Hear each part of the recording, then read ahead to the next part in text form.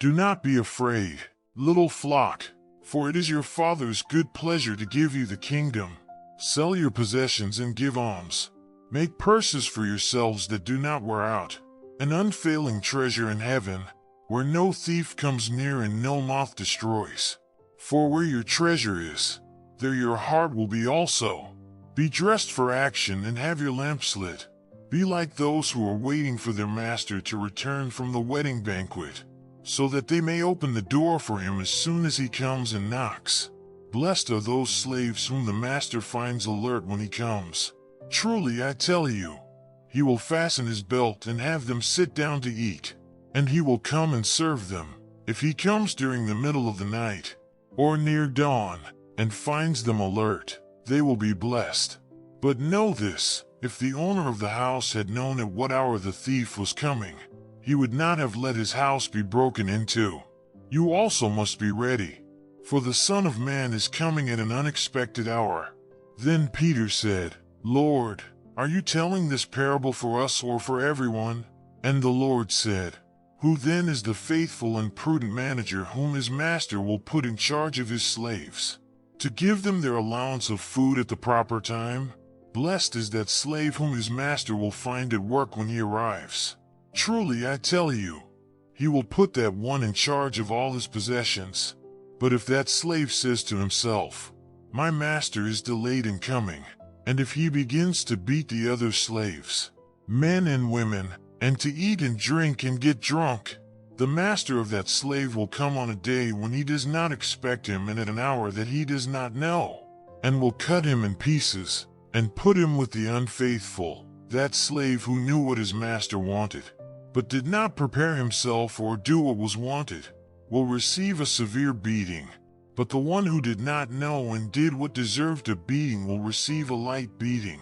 From everyone to whom much has been given, much will be required, and from the one to whom much has been entrusted, even more will be demanded.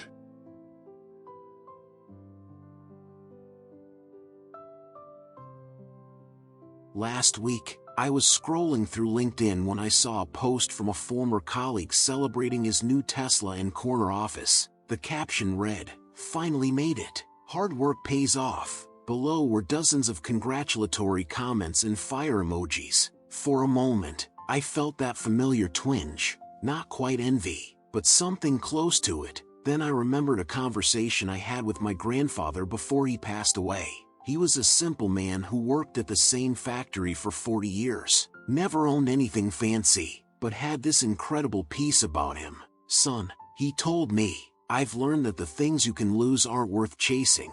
Chase what can't be taken from you." Jesus starts this passage with the most tender address. Do not be afraid, little flock. Picture this. He's talking to a ragtag group of fishermen, tax collectors, and ordinary folks who probably felt pretty insignificant in the grand scheme of the Roman Empire. They're outnumbered, outgunned, and probably wondering if they've made the right choice following this radical rabbi. But Jesus calls them his little flock, not with pity, but with the same affection a shepherd has for sheep he'd die to protect. Then comes the bombshell. It is your Father's good pleasure to give you the kingdom. Not you might earn it if you're good enough, or you'll get it if you work hard enough. It's your Father's pleasure, his joy, his delight, to give it to you. It's like a parent who can't wait to surprise their child with the perfect gift. The kingdom isn't something we have to wrestle from God's reluctant hands. It's something he's excited to share with us.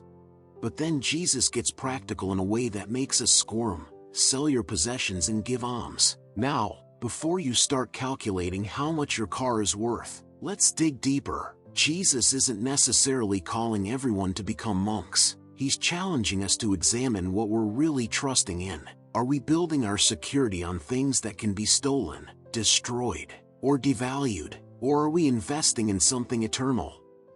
I think about my friend Maria, who left her high-paying consulting job to work with refugees. Everyone thought she'd lost her mind. "You're throwing away your career," they said. But watching her now, 3 years later, I see someone who discovered what Jesus meant by treasure in heaven.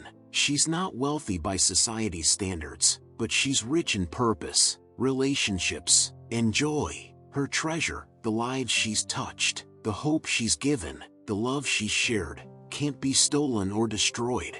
Jesus then shifts to this urgent message about being ready. Be dressed for action and have your lamps lit. In his time, servants would tuck their robes into their belts so they could move quickly, and they'd keep oil lamps burning to see in the dark. It's the ancient equivalent of being on call, ready to respond at a moment's notice.